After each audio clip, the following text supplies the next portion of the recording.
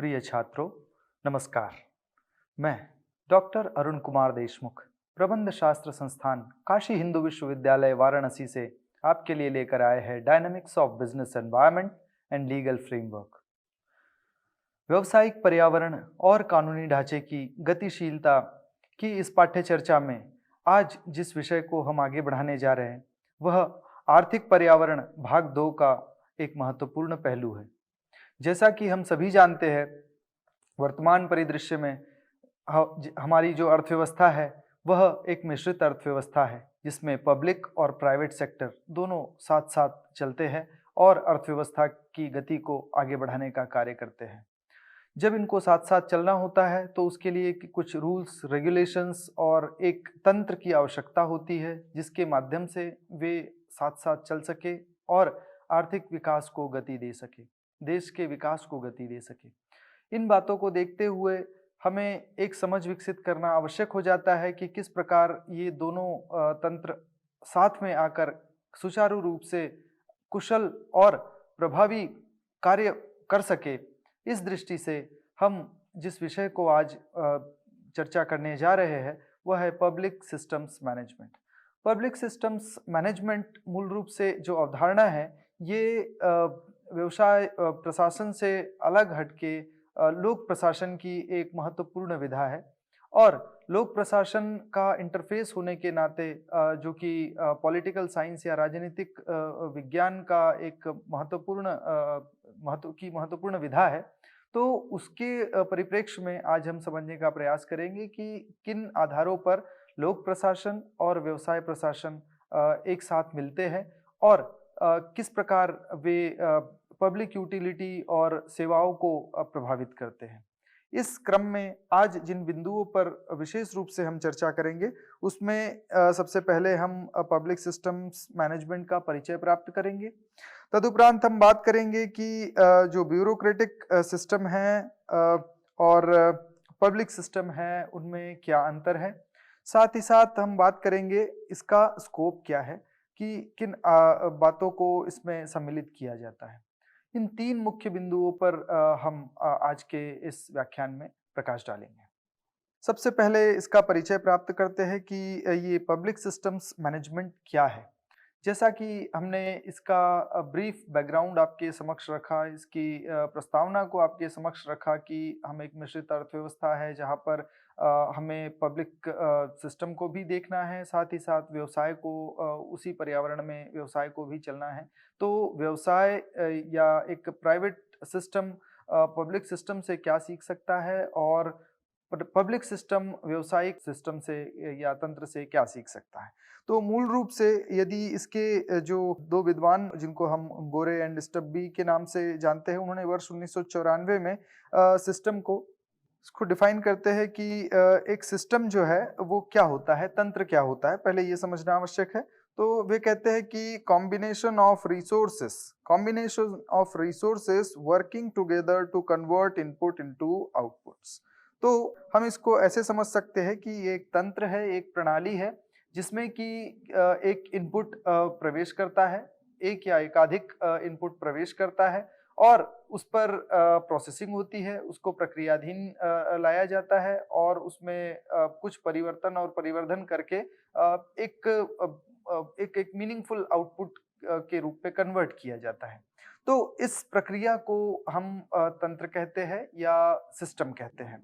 तो इस तरह से इसको उन्होंने डिफाइन किया और एक संगठन जो व्यावसायिक संगठन होता है, एक व्यावसायिक प्रतिष्ठान होता है, उसको भी उन्होंने एक सिस्टम की ही संज्ञा के रूप में देखा, सिस्टम की ही संज्ञा उन्होंने दी और उन्होंने कहा कि एक व्यावसायिक संगठन भी एक प्रणाली होता है जो कि कुछ इनपुट अपने बाह्य पर्यावरण से लेता है, उसको प्रोसेस करता है और प्रोसेस करने के बाद पुनः वह बाह्य पर्यावरण को इसको सौंप देता है और उसके बाद इसका उपयोग होता है।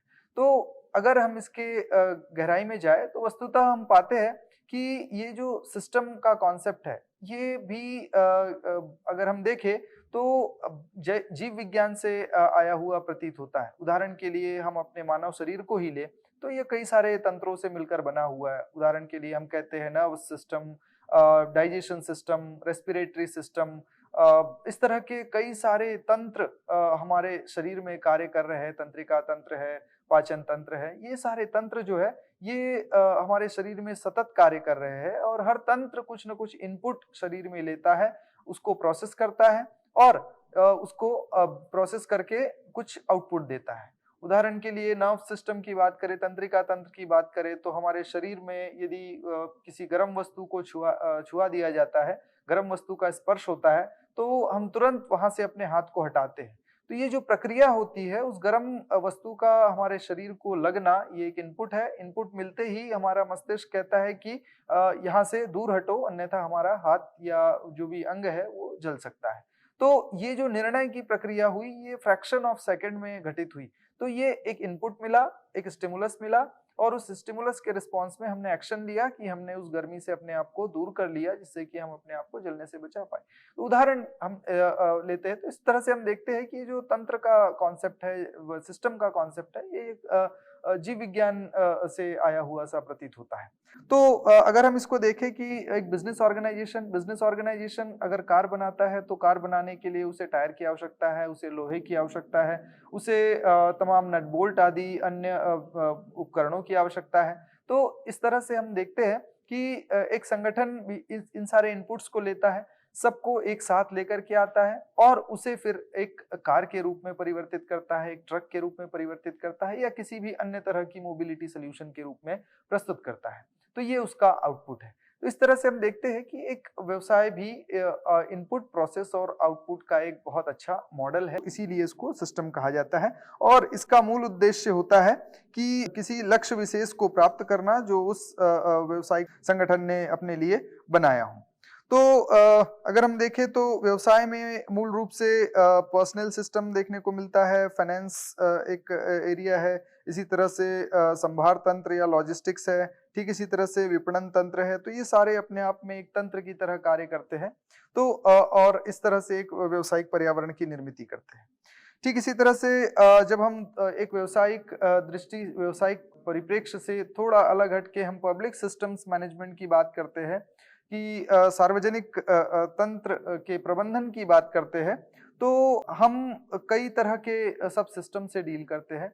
जैसे हमने कहा है कि व्यावसायिक संगठन को यदि एक सिस्टम कहे तो हम पाते हैं कि जो उसके पर्सनल मैनेजमेंट है, फाइनेंस है, मार्केटिंग है, ये उसके सब सिस्टम्स हैं। ठीक उसी प्रकार अगर हम पब्लिक सिस्टम्स मैनेजमेंट की बात करें या हमने मानव शरीर का उदाहरण लिया था, तो जो हमने नर्व सिस्टम, तंत्रिका तंत्र की बात की, हमने श्वसन तंत्र की बात की, हमने पाचन तंत्र की बात की, तो ये सारे तंत्र, एक मानव शरीर अगर उसको एक तंत्र कहा जाए तो ये सारे तंत्र उसके उपतंत्र हैं, सब सिस्टम्स है। तो हर सिस्टम में कुछ सब सिस्टम होते हैं, वे सारे सब सिस्टम उस कंप्लीट बड़े सिस्टम को चलाने का कार्य कर रहे होते हैं। तो इस सरलीकृत अवधारणा से हम इसको समझने का प्रयास करते हैं। तो जब हम पाते हैं कि पब्लिक सिस्टम मैनेजमेंट की बात करते हैं, सार्वजनिक तंत्र के प्रबंधन की बात करते हैं, तो उसके भी कुछ गोल्स या उद्देश्य होते हैं और उन उद्देश्यों की पूर्ति के लिए वह कुछ मानव संसाधनों का प्रयोग करता है, वित्तीय संसाधनों का प्रयोग करता है और कुछ मटेरियल का प्रयोग करता है।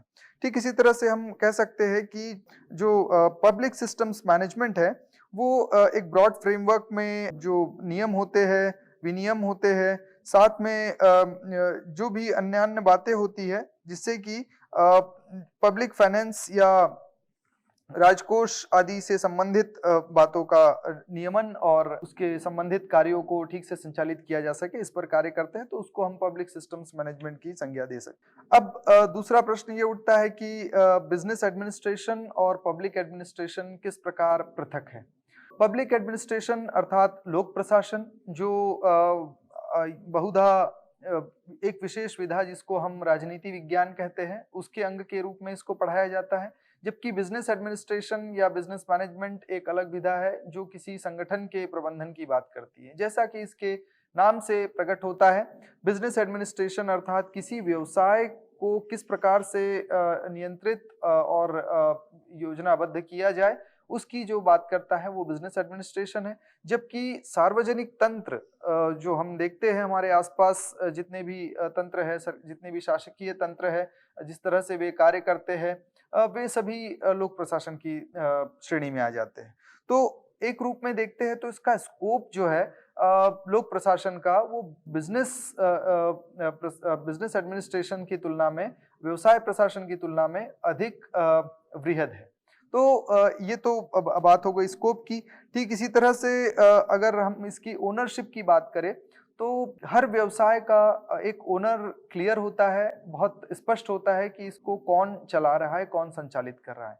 लेकिन वहीं जब हम पब्लिक सिस्टम की बात करते हैं, तो पब्लिक सिस्टम में कोई एक ओनर नहीं होता है, कुछ कस्टोडियन हो सकते हैं। उदाहरण के लिए सरकार में जो लोग बैठे हुए हैं, वे कस्टोडियन हैं। कुछ वर्षों तक जितने वर्षों तक उनको जनता ने प्रतिनिधि के रूप में चयन किया है, उतने वर्षों तक वे कस्टोडियन के रूप में रहेंगे। जैसे ही उनका कार्यकाल पूर्ण होगा, वे जाएँगे और दूसरे प्रतिनिधि फिर आएँगे। तो इस तरह से ये प्रक्रिया सतत चलती रहती है और वो कस्टोडियन है, लेकिन इसकी जो ओनरशिप है, वह वस्तुतः जो जनता है उनके पास है, सभी के पास है। पब्लिक सिस्टम सभी का सिस्टम, सार्वजनिक अर्थात सबका। तो इस तरह से हम देखते हैं ठीक इसी तरह से एक टिपिकल प्राइवेट कंपनी को हम देखते हैं कि वो मार्केट के द्वारा गवर्न होती है और इसी तरह वो इकोनॉमिक थ्योरी की परिप्रेक्ष्य में सम्मिलित होती है। जबकि जो पब्लिक एडमिनिस्ट्रेशन है वह किसी राज्य या देश के परिधि में आते हैं और जैसा कि हम जानते हैं हमारा देश एक डेमोक्रेटिक देश है, तो वो डेमोक्रेटिक पॉलिटिक्स या प्रजातांत्रिक राजनीति का एक महत्वपूर्ण पहलू होता है। अब इसकी मूल प्रकृति की अगर बात करें, तो जो पब्लिक सिस्टम्स मैनेजमेंट है उसको अगर हम देखें, सार्वजनिक तंत्र के प्रबंधन की बात देखें, तो इसमें स्टीयरिंग गवर्नमेंट का जो रोल होता है, वो स्टीयरिंग रोल में होती है गवर्नमेंट, न कि किसी डायरेक्ट प्रोविजन में होती है कि उसके ओनर उनको कहा जाए, तो वे ओनर नहीं होते हैं। सामान्य रूप से हम उनको स्टीयरिंग या कस्टोडियन कह सकते हैं। ठीक इसी तरह से ऑर्गेनाइजेशन को वर्तमान परिस्थितियों में जिस तरह से चलाया जाना चाहिए, उसके लिए फ्लेक्सिबिलिटी होती है, एक लचीलापन उसमें होता है। ठीक इसी तरह से हम बात करते हैं कि यहाँ पर जो फोकस होता है, वो रिजल्ट्स और आउटकम पर होता है। ठीक इसी तरह से अधिक ध्यान होता है स्ट्रेटेजिक प्लानिंग पर, कूटनीतिक योजना पर या प्रबंधन पर। ठीक इसी तरह से यहाँ पर प्राइवेट सेक्टर प्रैक्टिसेस को अडॉप्ट करने की बात होती है, जिससे कि बेहतर परफॉर्मेंस दिया जा सके और साथ ही साथ जो बेहतर परफॉर्मेंस देता है उनको कुछ परफॉर्मेंस लिंक्ड इंसेंटिव या रेम्युनरेशन दिया जाता है। ठीक इसी तरह से हम बात करते हैं कि कस्टमर की नीड्स को या सिटीजन्स की नीड्स को ध्यान में रखते हुए काम किया जाता है। ठीक इसी तरह से मार्केट मैकेनिज्म की बात होती है, जिसमें कि पब्लिक सेक्टर को जहाँ पर प्राइवेटाइज किया जा सकता है, जहाँ पर नहीं किया जा सकता। ठीक इसी तरह से यहाँ पर मुख्य जो ध्यान दिया जाता है इस बात पर कि किस तरह से अपनी कार्यकुशलता, जो सार्वजनिक तंत्र है वो अपनी कार्यकुशलता बढ़ा सकता है और साथ ही साथ जो लागत है उसको कम कर सकता है। तो इस तरह से हम देखते हैं कि इसकी जो प्रकृति है मूल रूप से एक ग्राह्य प्रकृति है, जो सतत बाह्य पर्यावरण से कुछ न कुछ इसमें इम्प्रूवमेंट की गुंजाइश हमको दिखती है। अब हम दो मुख्य तंत्रों के बीच में अंतर को समझने का प्रयास करेंगे। एक है ब्यूरोक्रेटिक सिस्टम और एक है पब्लिक सिस्टम्स मैनेजमेंट। तो एक और हम ब्यूरोक्रेटिक सिस्टम देख रहे हैं, दूसरी तरफ public systems management. Bureaucratic system कहता है कि public service is exclusively considered as exclusive task performed by the government. Bureaucracy के अनुसार जो लोक सेवा है वो सरकार की जिम्मेदारी है, मूल रूप से सरकार की जिम्मेदारी है, ऐसा ब्यूरोक्रेटिक सिस्टम कहता है। पब्लिक सिस्टम कहता है कि पब्लिक सर्विस एक कोलैबोरेटिव एक्सरसाइज है, जिसमें कि जो सरकार है प्लस नॉन गवर्नमेंट ऑर्गेनाइजेशन, गैर लाभ आधारित संगठन जो है, और जो प्राइवेट सेक्टर है, ये तीनों मिलकर राष्ट्र के लिए, देश के लिए, समाज के लिए या सार्वजनिक सेवा के लिए क्या कदम उठा सकते हैं उस पर कार्य करते हैं। ठीक इसी तरह से यहाँ पर यहाँ जो पॉलिसी होती है ब्यूरोक्रेटिक सिस्टम में, वहाँ पे नागरिकों को किस तरह से अवॉइड किया जाए और किस तरह से एक सीक्रेसी मेंटेन की जाए उस पर कार्य होता है। इसके विपरीत पब्लिक सिस्टम मैनेजमेंट जो है वो सिटीजन फ्रेंडली होता है, पारदर्शी होता है, और साथ ही साथ उत्तरदायित्व इसमें साफ प्रकट होता है। इसके विपरीत जब हम बात करते हैं ब्यूरोक्रेटिक सिस्टम की, तो यहाँ पर पब्लिक और प्राइवेट में एक खाई बनाई जाती है कि पब्लिक अलग है और प्राइवेट अलग है, पब्लिक सिस्टम अलग है, सार्वजनिक क्षेत्र अलग है और निजी क्षेत्र अलग है। जबकि यहाँ पर दोनों के समन्वित प्रयासों की, दोनों के समन्वयन की बात होती है, दोनों को साथ मिलाने की बात होती है। ठीक इसी तरह से ब्यूरोक्रेटिक सिस्टम जो है वो बहुत रिजिड है, जिसको बदला नहीं जा सकता, रूल्स अर्थात नियमों से बंधा हुआ है और इसमें जो है वो हायरार्की जो बनी हुई है उसी के अनुरूप ये कार्य करता है। इसी के विपरीत जब हम देखते हैं पब्लिक सिस्टम मैनेजमेंट की, तो ये ऑर्गेनाइजेशन डिजाइन का एक बड़ा ही फ्लेक्सिबल या लचीला मॉडल है जो देश काल और परिस्थिति के अनुरूप अपने ऑर्गेनाइजेशन की डिजाइन को निर्धारित करता है। ठीक इसी तरह से ब्यूरोक्रेटिक सिस्टम की बात करें तो ये प्रोसेस अकाउंटेबिलिटी की बात करता है, जबकि public system management result accountability की बात करता है कि ये प्रक्रिया पे इसका ध्यान प्रक्रिया पर होता है, इसका ध्यान आउटकम पर होता है कि किस प्रकार हम श्रेष्ठतम रिजल्ट्स या परिणाम लेकर के आए, और ये प्रक्रिया को ठीक करने पर अपना बल देता है। अन्य अंतरों पर बात करें तो यहाँ पर जो ब्यूरोक्रेटिक सिस्टम है वो एक तरह से गुमनामी तरह का सिस्टम है, कौन कर रहा है इसमें दिखलाई कम पड़ता है, जबकि यहाँ पर अनोनिमस की जगह अकाउंटेबिलिटी पर ध्यान है, जवाबदेही पर ध्यान है। ठीक इसी तरह से ब्यूरोक्रेटिक सिस्टम स्ट्रक्चर ओरिएंटेड है, जबकि पब्लिक सिस्टम्स मैनेजमेंट लोक आधारित प्रणाली है जिसमें कि लोगों पर विशेष बल दिया जाता है। जहाँ पर जो निर्णयन प्रक्रिया है उसकी रैशनैलिटी पर विशेष बल दिया जाता है, जबकि यहाँ पर ये माना जाता है कि जो डिसीजन मेकिंग प्रोसेस है, जो निर्णयन की प्रक्रिया है, वह बाउंडेडली रैशनल है, अर्थात जब कोई निर्णय लिया जाता है तो उसके लिए जिन सूचनाओं का होना आवश्यक है वे सूचनाएं पूर्ण रूप से उपलब्ध नहीं होती, ये मानकर चला जाता है, और अपूर्ण सूचनाओं के कारण जो हम निर्णय लेते हैं वह निर्णय हमारा सेटिस्फाइसिंग डिसीजन होता है, न कि रैशनल डिसीजन होता है। तो हमारा निर्णय रैशनल नहीं होता, ये पब्लिक सिस्टम मैनेजमेंट एक अपने बेसिक टेनेट के रूप में मान करके चलता है। ठीक इसी तरह से यहाँ पर एक केंद्रीय रणनीति के तहत कार्य होता है ब्यूरोक्रेसी में, जबकि पब्लिक सिस्टम्स मैनेजमेंट में एक डिसेंट्रलाइज स्ट्रेटेजी के तहत कार्य होता है।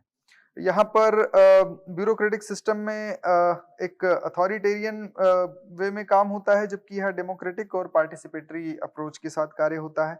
ठीक इसी तरह से ब्यूरोक्रेटिक सिस्टम पॉलिटिक्स और एडमिनिस्ट्रेशन की डाइकोटोमी होता है, जिसमें एक तरफ राजनीति या राजनीतिक दल होते हैं और दूसरी तरफ प्रशासक होते हैं जिनको हम आईएएस या आईपीएस कहते हैं। इस तरह का सिस्टम देखने को मिलता है ब्यूरोक्रेटिक सिस्टम में, जबकि जो पब्लिक सिस्टम्स मैनेजमेंट है उसमें ये दो धाराएं जो विपरीत दिखाई पड़ती है ब्यूरोक्रेसी में, वो पब्लिक सिस्टम्स मैनेजमेंट में एक साथ चलती हुई दिखाई पड़ती है, और दोनों की श्रेष्ठताएं किस प्रकार एक साथ आ सकती है उस पर बल दिया जाता है। ठीक इसी तरह से यहाँ पर जो है फोकस होता है वो स्ट्रक्चर पर होता है और प्रक्रियाओं पर होता है, जबकि यहाँ पर परफॉर्मेंस और रिजल्ट पर ध्यान दिया जाता है पब्लिक सिस्टम्स मैनेजमेंट। अब हम बात करेंगे पब्लिक सिस्टम्स मैनेजमेंट के स्कोप की, कि इसकी परिधि क्या है। तो जब हम बात करते हैं कि इसकी परिधि की, तो सबसे पहला बिंदु आता है कि पॉलिसी और एग्जीक्यूशन में एक डिस्टिंक्शन देखने को मिलता है। तो इसमें पब्लिक सिस्टम्स मैनेजमेंट में ये देखने को मिलता है कि जो फंडामेंटली पॉलिसी क्रिएशन है, फॉर्मुलेशन है और उसका एग्जीक्यूशन है, ये दो स्तरों पर होता है। तो जो टॉप मैनेजमेंट में हमारे शीर्ष नेता बैठे हुए हैं या हमारे जो प्रशासक बैठे हुए हैं, वे पॉलिसी बनाने का कार्य करते हैं, और उसके क्रियान्वयन का कार्य जो निचले स्तर पर क्रियान्वयन टीम होती है वह करती है। तो ये दो स्तरों पर जो कार्य होता है, तो इसमें इन दोनों में सेपरेशन देखने को मिलता है, इन दोनों में एक अंतर देखने को मिलता है। तो ये इसका पहला बिंदु है। अब ये डिस्टिंक्शन क्यों आवश्यक है? तो डिस्टिंक्शन आवश्यक इसलिए है जिससे कि स्पष्टता हो और किन पहलुओं पर ध्यान दिया जाना है कि उदाहरण के लिए यदि टॉप मैनेजमेंट या टॉप अथॉरिटी हायरार्की में जो सबसे सर्वोच्च सत्ता में बैठे हुए हैं, वे अगर केवल पॉलिसी बनाने पर ध्यान देंगे, तो वो पॉलिसी का बड़ा गहन विश्लेषण कर पाएँगे। लेकिन यदि वही उस पॉलिसी को बनाए और उसको इम्प्लीमेंट भी करे, उसका एग्ज़ीक्यूशन भी करे, तो समझ तो पॉलिसी के बारे में बढ़ेगी निश्चित रूप से, लेकिन जो फ़ोकस है वो डाइवर्ट हो जाएगा। इसीलिए ये आवश्यक है। ठीक इसी तरह से अगली बात आती है अकाउंटेबिलिटी की या जवाबदेही की। तो जो बना रहा है, उसकी जवाबदेही बनाने के लिए है और जो उसको एग्ज़ीक्यूट कर रहा है, क्रियान्वयन कर रहा है, उसकी जवाबदेही उसके क्रियान्वयन पे फिक्स होती है। ठीक इसी तरह से हम बात करते हैं फ्लेक्सिबिलिटी की, तो दोनों के लिए ही बदलती परिस्थितियों के अनुरूप उसमें एडैप्टेशन या अनुकूलन की संभावनाएँ होती हैं। दूसरा इसका बिंदु है प्रोडक्टिविटी एनहांसमेंट। इसका जो मूल उद्देश्य अगर हम देखें तो उसके मूल में हम पाते हैं कि प्रोडक्टिविटी एनहांसमेंट या उत्पादकता किस प्रकार बढ़े इस पर बल दिया जाता है। तो अब ये उत्पादकता बढ़ाने पर बल क्यों दिया जाता है? तो इसका मुख्य 3 मुख्य बिंदु है। पहला है कि अब जो हमारी प्रक्रियाएँ हैं, जो प्रणाली है, उसका ऑप्टिमाइज़ेशन हो सके, उसकी री-इंजीनियरिंग और उसका विश्लेषण कुछ इस प्रकार हो कार्यों के फ्लो का, वर्क फ्लो आदि का, जिससे कि जो बॉटलनेक्स और इनएफिशिएंसीज़ है, उसको हटाया जा सके। बॉटलनेक्स और इनएफिशिएंसीज़ जो है, उदाहरण के लिए यदि किसी कार्य को पूरा किया जाना है, उदाहरण के लिए हम लेते हैं कि किसी रोड का बनना बहुत लंबे समय से पेंडिंग है और वह इसलिए हो रहा है क्योंकि किसी अनुबंधकर्ता या जो ठेकेदार जिसको ये कार्य दिया गया है, वह अपने कार्य को ठीक से नहीं कर रहा है। तो ऐसा कार्य में विलंब के लिए अगर वही उत्तरदायी है, तो इस तरह के व्यक्ति को हम या तो बात करके उससे अपने समस्याओं को समझ सकते हैं और यदि बात करने पर भी समाधान नहीं होता है तो उसे हटाकर दूसरे व्यक्ति को वहां लाकर उस कार्य को कराया जा सकता है। तो इस तरह से वह व्यक्ति जो उस कार्य को रोके हुए था, वह एक बॉटलनेक का कार्य कर रहा है। वह उस सिस्टम को कम दक्ष बना रहा है, उसकी दक्षता को कम कर रहा है। तो इस तरह से हमें बॉटलनेक्स को पहले तो आइडेंटिफाई करना होता है और आइडेंटिफाई करने के बाद उसको ठीक करना होता है।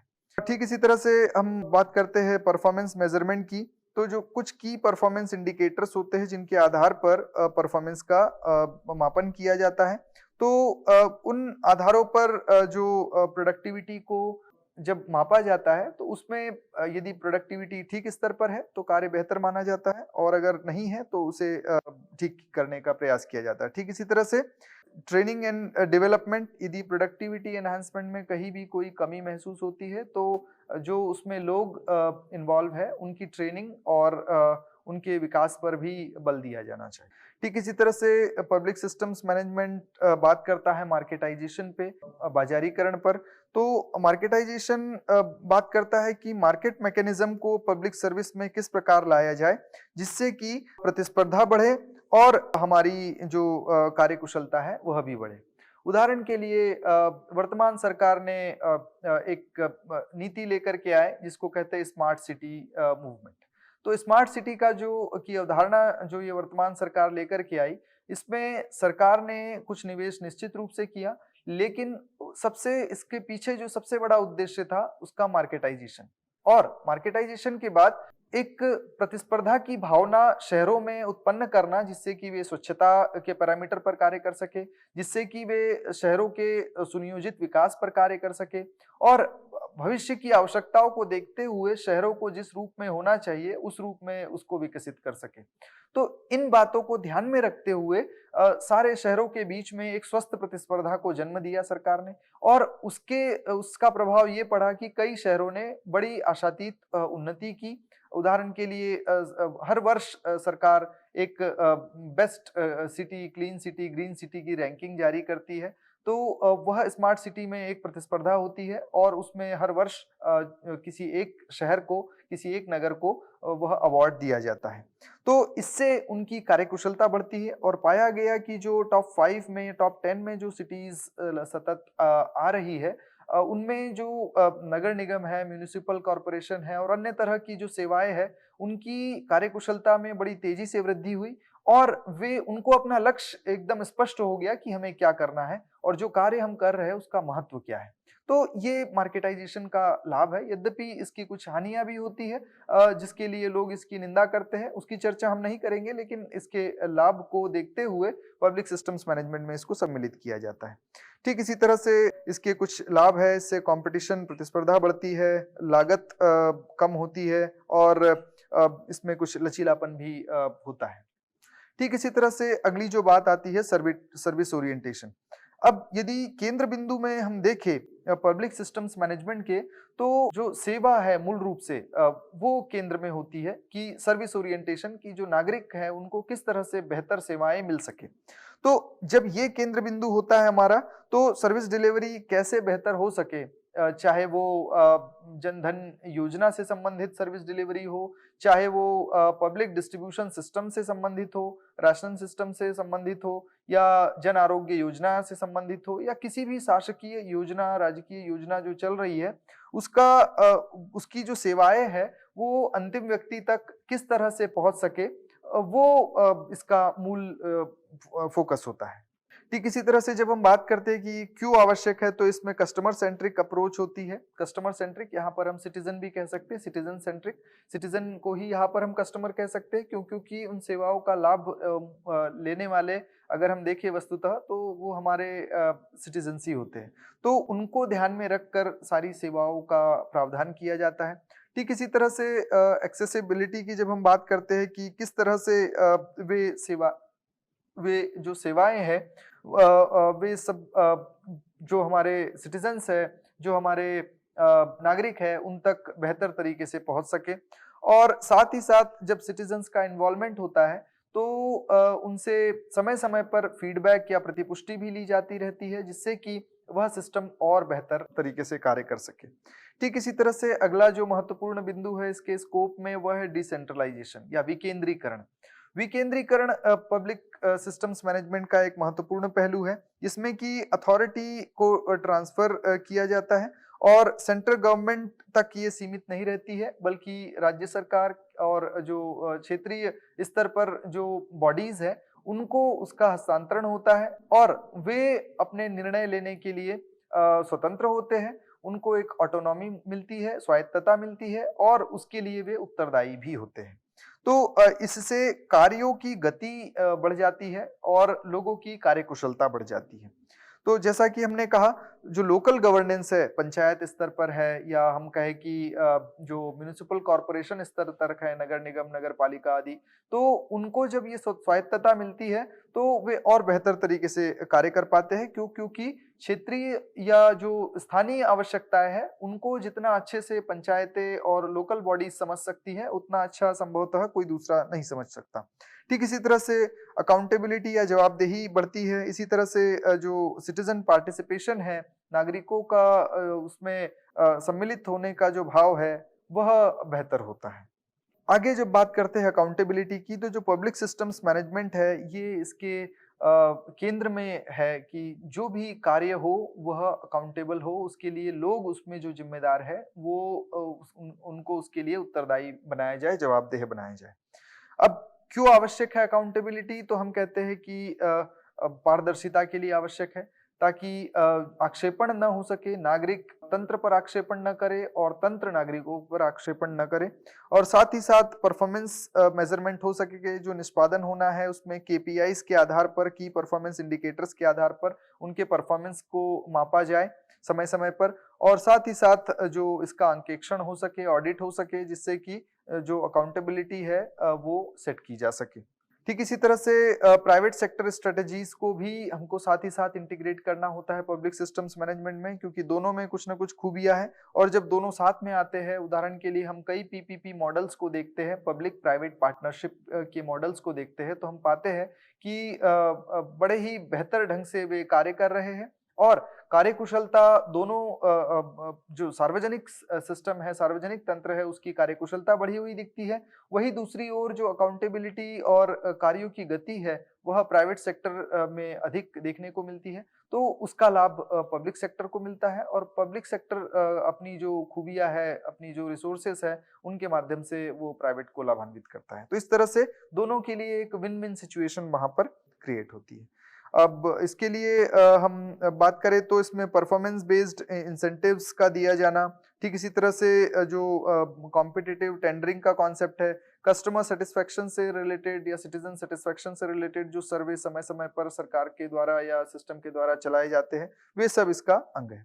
ठीक इसी तरह से जो ब्यूरोक्रेटिक मॉडल है, पारंपरिक ब्यूरोक्रेटिक मॉडल है, उसको ट्रांसफॉर्म करने का भी एक उद्देश्य पब्लिक सिस्टम मैनेजमेंट में होता है, क्योंकि उसकी सीमित धारणाएँ हैं और उन सीमित धारणाओं के चलते हम उदाहरण के लिए हम ओवर सेंट्रलाइजेशन की बात करते हैं। जब हम ब्यूरोक्रेसी की बात करते हैं तो सारे निर्णय कोई एक सत्ता ले रही होती है और बाकी जो तंत्र है वह एक तरह से निष्क्रिय सा प्रतीत होता है और उसके चलते वे अपने आप को अकाउंटेबल नहीं समझते और इसीलिए वे कार्यों से भागने का प्रयास करते हुए दिखते हैं। और जब उनको अकाउंटेबल बनाया जाता है तो उसी के विपरीत हमें रिजल्ट देखने को मिलते हैं कि वो बेहतर अपना कार्य निष्पादन देते हैं। अब जब हम बात करते हैं ट्रांसफॉर्मेशन की तो इसमें एजाइल ऑर्गेनाइजेशनल स्ट्रक्चर बनाए जाते हैं जिसमें कि फ्लेक्सिबिलिटी और अडेप्टेबिलिटी की बात करते हैं जिससे कि जब भी परिवर्तन की आवश्यकता हो देश काल और परिस्थिति के अनुरूप तो वे परिवर्तन उसमें किए जा सके। ठीक इसी तरह से रिजल्ट ओरिएंटेड अप्रोच होती है इसकी कि जो परिणाम परक अप्रोच जिसको हम कहते हैं कि इसका अंतिम परिणाम क्या होगा उस परिणाम पर इसका ध्यान होता है और साथ ही साथ सिटीजन एंगेजमेंट या नागरिकों को इसमें सम्मिलित करने की जो प्रक्रिया होती है वो ट्रांसफॉर्मेशन में देखने को मिलती है। इस तरह से हमने समझने का प्रयास किया पब्लिक सिस्टम्स मैनेजमेंट के कुछ महत्वपूर्ण पहलुओं को, क्योंकि वर्तमान समय में मिश्रित अर्थव्यवस्था होने के नाते सरकार पीपीपी मॉडल और इस तरह के अन्य जो विकल्प है उस पर कार्य कर रही है और उसमें आशातीत सफलता भी प्राप्त हो रही है और इसीलिए इसका ज्ञान व्यवसाय प्रशासन के विद्यार्थियों के लिए नितांत आवश्यक समझते हुए इसको भी इसमें सम्मिलित किया गया। इसी प्रकार धैर्यपूर्वक श्रवण के लिए आप सभी का बहुत-बहुत धन्यवाद।